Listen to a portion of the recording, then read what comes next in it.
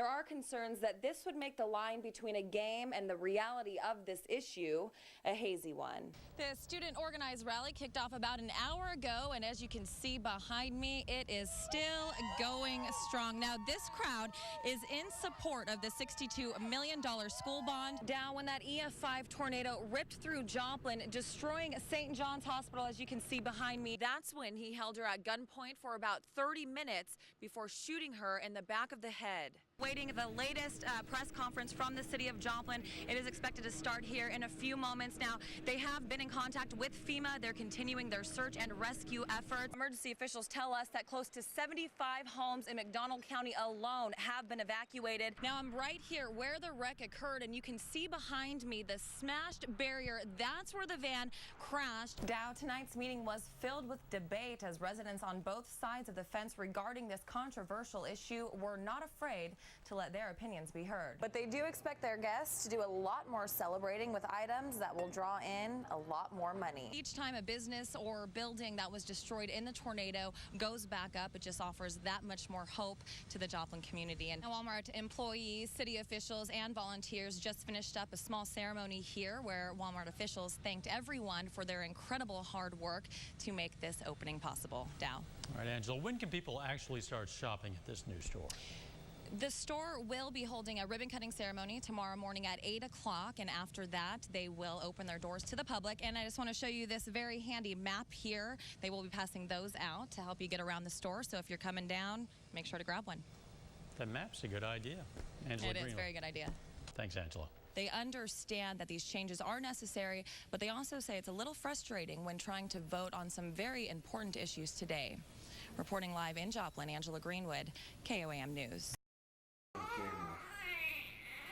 Meet Mason and Leighton Shepard, twins born to Felicia and Chase just 1 week after the storm, making them two of the tiniest tornado survivors. They are very strong babies. I just feel like really grateful that they were able to make it through that. I'm so sleepy. 19-year-old Felicia was 35 weeks pregnant when the tornado hit. The expecting mother heard the sirens go off. My first thought was that I needed to start praying because with me, I wouldn't be as scared, but I knew that I needed to protect my boys. So she drove to her mother's house a few blocks away, also in the storm's path. There was a door behind my head, and my head and my hand were holding that one closed. And I was just thinking, oh my God, I don't want to die. It's not time to die. My boys are not here yet. And so I just knew I had to start praying to keep them calm. Chase was at work across town when he learned the path of destruction had ripped right through the area where he and Felicia were living. I was really scared. I mean, just freaking out, not knowing who's alive or dead, you know?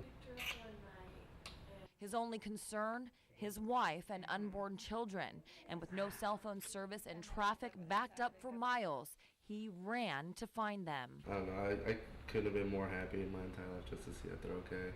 Now, Chase and Felicia's home here on 23rd and Virginia was destroyed, and even though at first thought the parents-to-be wondered how they would raise a family with nothing left, they both say seeing the faces of their newborn sons for the first time made all of this seem so small. And those things, thanks to the generosity of complete strangers, have all been replaced. Now the Shepherds are excited to move on and look forward to the days when they can tell Mason and Leighton their stories of survival. Let them know, it's like, you guys know you're in that F5 tornado. I'll probably always hint that they're our little miracle babies.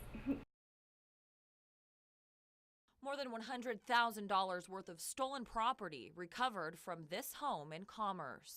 They received a tip from them, from somebody that said, hey, you might check this house. They got St. John's property in there.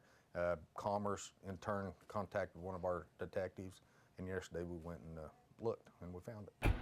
Detective David Dean says the property, consisting of computers and various pieces of hospital equipment marked with property of St. John's, were stolen from a warehouse in Miami about a month ago. Where this happened at, it's a building way in the back. The items now belong to a salvage company who did some recovery work for the hospital. Now, St. John's isn't the victim, it's just property from the tornado. 85 pieces of stolen equipment were recovered from inside of this duplex behind me, leading detectives closer to not only solving the warehouse burglary, but a number of copper thefts in the area.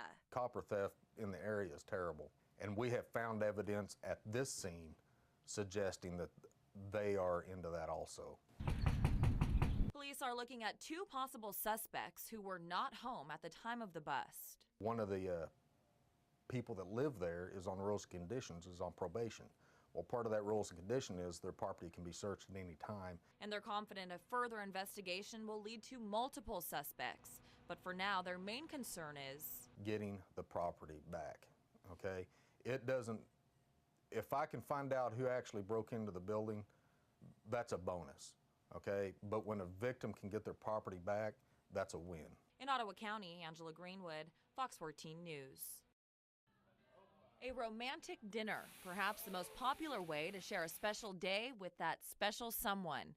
And 3 pages full of Valentine's Day reservations at Krabby's restaurant proves just that. We've already filled up our 5 o'clock hour, our 7 o'clock hour, and now we're filling up our 9 o'clock hour. Falling on a Tuesday this year, February 14th brings with it an extra bonus. People are booking their dinners now and Saturday night. It does work very well because we maximize, instead of maybe just one day, maximize 3 or 4 or 5 days even.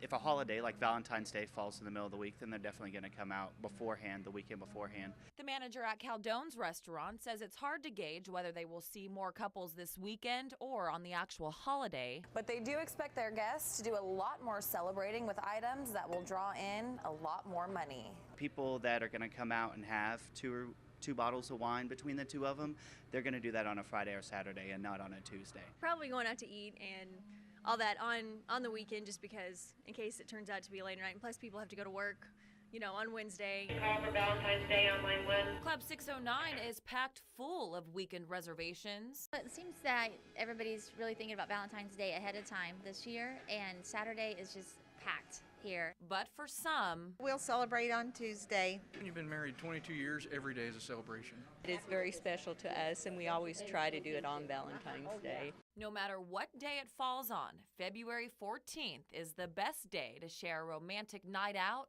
with the one you love. In Joplin, Angela Greenwood, KOAM News. Speaker Boehner expects the bill to pass with unanimous consent before Christmas. Now, that could happen as early as tomorrow. If the payroll tax extension is not approved for 2012, about 2 million people could lose unemployment benefits. Doctors would also bear large cuts in payment for Medicare. Walmart and health officials await the test results on a batch of powdered infant formula. Starts now. A Pittsburgh family spreads the holiday cheer by constructing a decoration masterpiece a couple of months in the making. This is KOAM News at 10. I'm Angela Greenwood. Dow has the night off.